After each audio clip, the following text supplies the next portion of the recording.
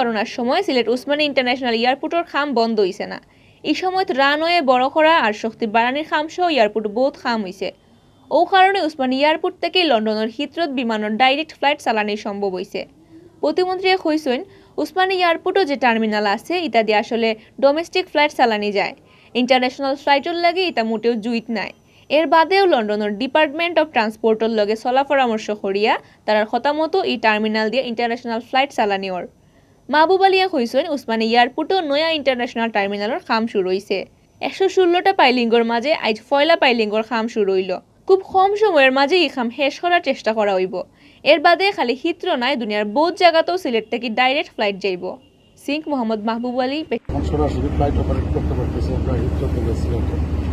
এই কাজটা অনেক দুরূহ কাজ ছিল, এই কাজটা আমরা কোভিডের মধ্যেই শেষ করেছি এবং যে বর্তমানে এক্সিস্টিং টার্মিনাল, এই ধরনের টার্মিনালে ডোমেস্টিক এবং ইন্টারন্যাশনাল প্যাসেঞ্জার ইয়ে করার কিন্তু এলাও করে না। কিন্তু আমরা এই সিলেট এয়ারপোর্টের ক্ষেত্রে আমরা ডিএফটি, যেটা ডিপার্টমেন্ট অফ ট্রান্সপোর্ট ইংল্যান্ডে, তাদের সাথে পরামর্শ করে তাদের দেওয়া নির্দেশনা অনুসারে আমরা এই যে এক্সিস্টিং যে টার্মিনাল এটা দিয়ে কিন্তু আপাতত আমরা ফ্লাইট অপারেট করছি।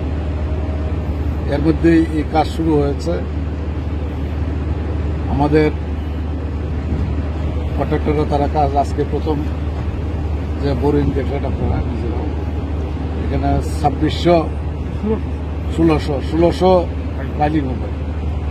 আজকে প্রথম পাইলিংয়ের কাজ শুরু হয়েছে। এখানে খুব দ্রুত কাজ অগ্রসর হবে সামনে। ইতিমধ্যেই আমাদের যে অন্যান্য যে ডিজাইনের ফুল, যেহেতু একটা ডিজাইনের প্রবলেম ছিল এখানে, এই কারণে দেরি হয়েছে, কিন্তু এটা অলরেডি ক্লিয়ার হয়ে গেছে। জাপানি কোম্পানি তারা ডিজাইন করতেছে, তারা ডিজাইন ফেজ বাই ফেজ তারা পাঠাচ্ছে এবং বাকিটাও চলে আসবে মার্চে। এর মধ্যে আমাদের যে বোরিংয়ের কাজ শুরু হয়েছে, অন্যান্য কাজ হবে। আমাদের প্রত্যাশা যে খুব দ্রুততম সময়ে যাতে আন্তর্জাতিক টার্মিনাল এখানে হয়। কম দিনের মাঝেও ঢাকা নিউ ইয়র্ক বিমানের ফ্লাইট আওয়ার কথা জানাইয়া প্রতিমন্ত্রী কইছেন সামনের 27 ফেব্রুয়ারি নিউ ইয়র্ক থেকে একটা অডিট টিম আর তারা সকলটা দেখিয়া ফিরিয়া যাওয়া বাদে আরেকটা টিম আইব। আমরা আশা করি আর নিউ ইয়র্কের লগে ডাইরেক্ট ফ্লাইট চালু করতে খুব বেশি দিন সময় লাগতো না। সিলেট থেকেও নিউ ইয়র্ক আর টরন্টো সহ আরো বহুত জায়গা ডাইরেক্ট ফ্লাইট চালানোর পরিকল্পনা আছে সরকারের। অনেক দূর আমরা অগ্রসর হয়েছি। আগামী 27 তারিখ এই নিউ ইয়র্ক থেকে আসতেছে। নিউ ইয়র্কে আমাদের ফ্লাইট অপারেট করার যে তারা অডিট টিম আসতেছে, এরপরে দ্বিতীয় টিম আবার কিছুদিন পরে আসবে। সেই আলোকে যাতে সিলেট থেকে সরাসরি বিশ্বের অন্যান্য জায়গায়, নিউ ইয়র্কে বলেন, টরন্টোতে বলেন, অন্যান্য জায়গায় যাতে ফ্লাইট অপারেট করতে পারে, এই ধরনের সমস্ত ফুল প্রিপারেশনটা আমাদের আছে এবং খুব দ্রুততম সময়েই এয়ারপোর্ট তৈরি হবে। আহতাকরি বিমানের বাড়াবাড়ি যাওয়া প্রসঙ্গে প্রতিমন্ত্রী কইছেন বাড়ায় মিডিল ইস্টের প্যাসেঞ্জারগুলোর খুব কষ্ট ওর, কিন্তু বাড়ানি সমানের লগে খালি বিমানের সম্পর্ক নাই, এটা একটা ইন্টারন্যাশনাল ইস্যু। যারা মিডিল ইস্ট যায় তারা আসলে ফ্লাইটের 4-5 দিন আগে ভিসা হওয়ার খবর পাইন।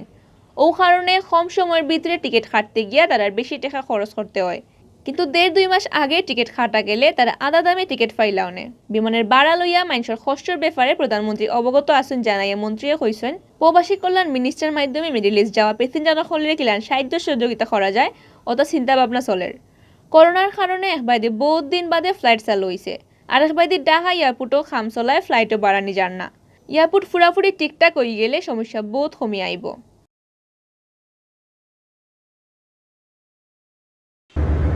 বিমান ভাড়া বৃদ্ধি এটা সবাই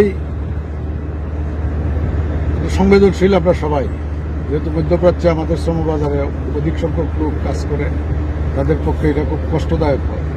আমরাও ফিল করি। মাননীয় প্রধানমন্ত্রী নিজেও এটা নিয়ে আমাদের সাথে আমরা কথা বলেছি। মাননীয় প্রধানমন্ত্রী নিজেও খোঁজখবর রাখছেন এটাতে, এবং বিমানের পক্ষ থেকে আমরা কিন্তু এটা একটা নির্দিষ্ট সীমার মধ্যে আমরা রেখেছি।